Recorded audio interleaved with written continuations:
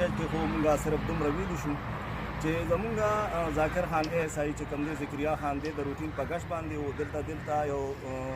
سټور دی چې په هغې کې میډیسن اچولې کېده یعنې بار کېده هغه بشک په بنا باندې چې کوم دی د هغوی نه پوچګګ کړو او بیا دا ګودام پورې رسایي حاصله کړو چې پر ګودام کې یو کتل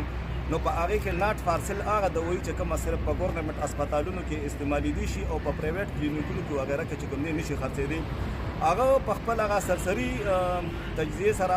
دې نتیجې ته ورسېدو چې دا هغه دوایي ده چې دا د پنجاب په اسپتالونو کې مریضانو ته ملاویږي نه چې دا چې کوم دی نو په عام کله مارکیټ کې یا په پرایویټ هسپتالونو یا په میډیکل سټورونو کې خرڅېږي د هغې نه بعد چونکې د دې تعلق دغه سره دی میډیسن سره تعلق دی نو موږ د دې لپاره چې کوم دی نو ډرګ انسپکټر صاحب راوغوښتو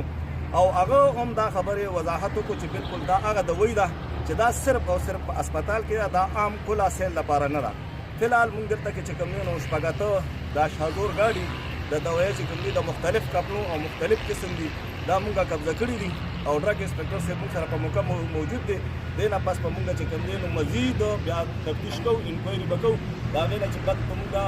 نتیجې ته دا نسو چې یا دا د کم ځای نه راتله په دې کې څوک ملوي